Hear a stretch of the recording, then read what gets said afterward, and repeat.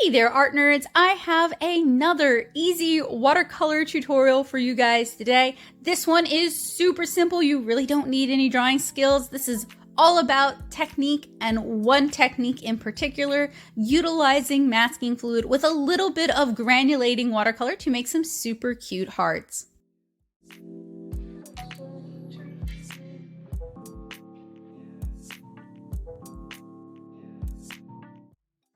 Materials I'm using today is a piece of plastic signboard or coroplast, a scrap of cotton rag watercolor paper, MT washi tape, some masking fluid in a small dinky dip so it's a little bit easier to use, a variety of brushes, a ceramic palette, this is just a plate from Dollar Tree, and a selection of watercolor palettes. So I have some neon and super bright watercolors here in my NoMBe palette, if I can ever get it open. I've also got my Daily Driver watercolor palette that you guys see me use all the time. This thing is a mishmash rainbow of color that I use to paint my watercolor webcomic 7-inch Cara. And then I've also got a couple of super granulating palettes. So this is my Daniel Smith super granulating watercolor palette. And then I've also got my contentious Supervision and Paul Rubens super granulating watercolor palette. So the technique I'm going to demonstrate today is kind of me expounding on the technique that I used here in the Arteza field test. So we're going to create some really cute heart shapes with this, but first I'm going to tape my scrap of watercolor paper down to my coroplast. Not only is this going to give us a nice clean edge around the bookmark if you want that, but it's also going to help prevent the watercolor paper from buckling. We're working with a cotton rag paper today. I always save the scraps of my expensive watercolor paper because it's useful for tutorials like this one where I just want to demonstrate a technique, but you don't have to use a bookmark shape for this. You can use whatever shape you want.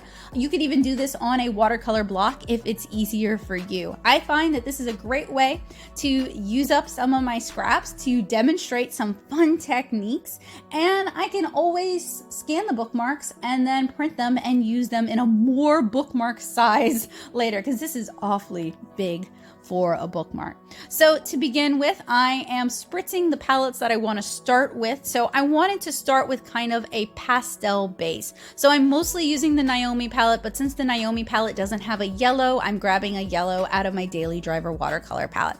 And I'm doing this kind of in a diagonal pattern. You do not have to do that, but I'm going for a gradiated wash going down the page. So next I'm grabbing kind of a lime green, and while that yellow is still wet, I'm brushing my lime green into that yellow.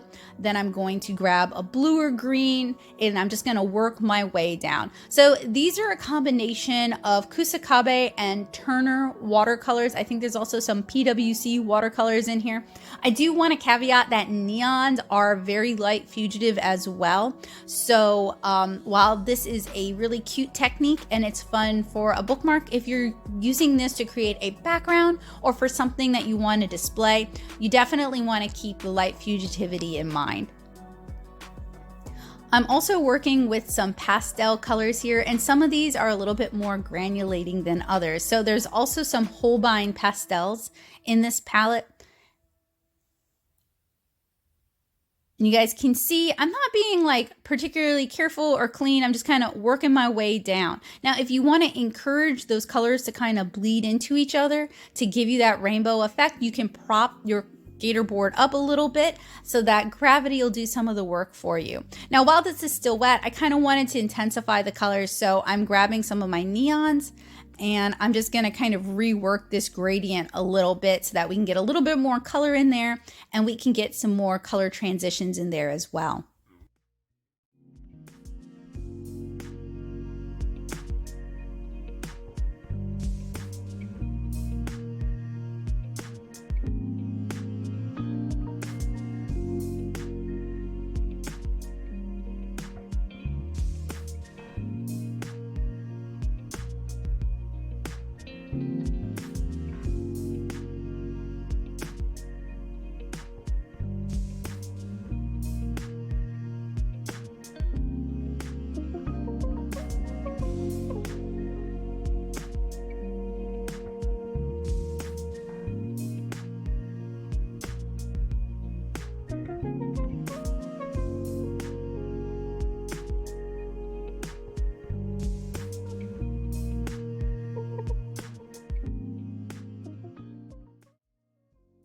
So after I finish painting, I'm going to allow this to dry fully. I put this in the same room as my dehumidifier just to help with the dry times because it was a particularly humid week this week and I didn't want to wait forever. And then once we've allowed it to dry, we can move on to the next step.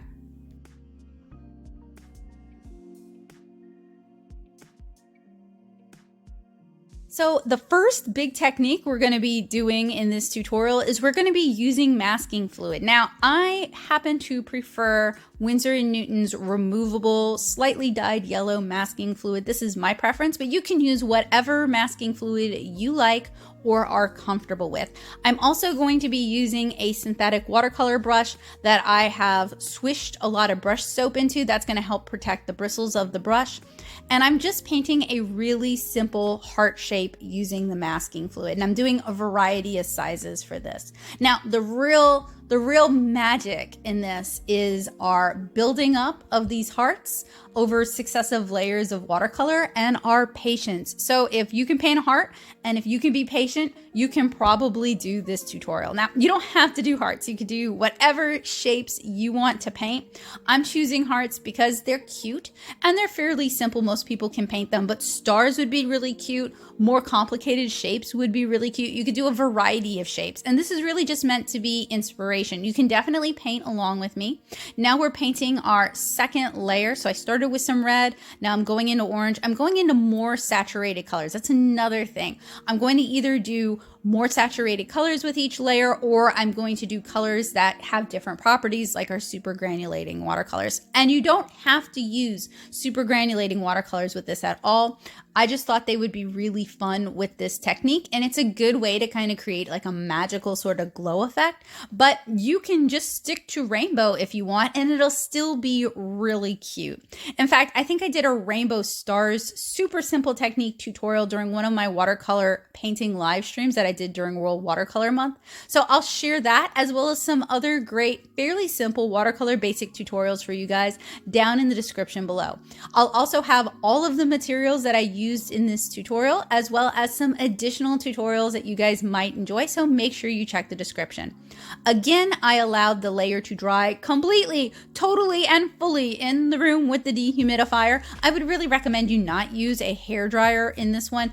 I have found that when I use a hair dryer and I'm using masking fluid, it makes the masking fluid permanently bond with the paper, and you absolutely do not want that.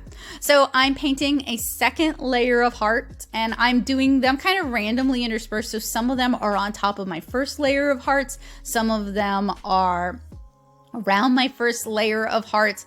This is going to help create the illusion of depth with this really simple technique. And hopefully you guys can kind of take what I'm showing you and apply it to your own art and illustration. This could be a really good way to do a simple but cute and effective background. You can also use this to build up stars or fireworks. And I actually have a fireworks tutorial. I have a good fireworks tutorial that I shared last year, but I'm going to do a fireworks simplified bookmark tutorial for you guys as well. I'm also doing a little bit of splatter just because that adds some randomness to it and it makes it feel not quite as cookie cutter. So another trick, another technique with your masking fluid is allow it to dry completely, totally, and fully before you apply your next layer of watercolor.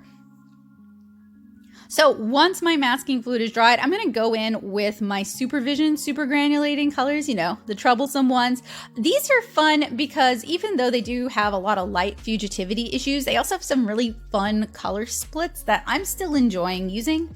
I would not use these with a piece that I plan on selling or putting up for display, but if I'm just painting for fun, if I'm just making something for enjoyment, these still have a lot of value. And you can get some really fun, interesting granulation that makes the piece look a lot more technical than it actually is.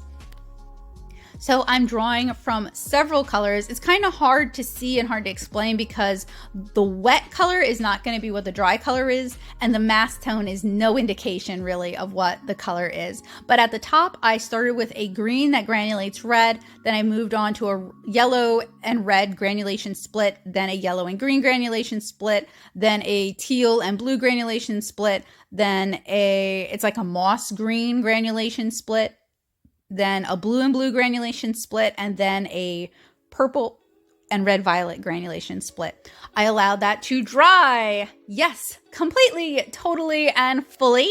And I'm going back in with my handy dandy masking fluid in a dinky dip.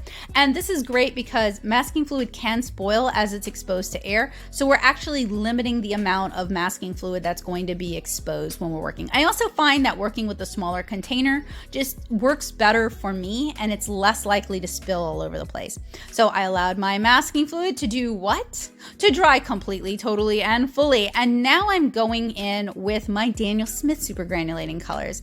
And right now I'm mostly just using the color Moon Glow. I'm also blending it out with some water so we can still see some of the original super granulating colors that were underneath, but also to encourage granulation, because the thing about super granulating colors is when you work with them really thick in sort of a mass tone, you're not going to see as much granulation. But when you start adding in lots of water, that's when you're really going to start to notice the granulation. I'm also adding in some lunar purple, and I'm going to be adding in some lunar black. So Moon Glow granulates purple and green.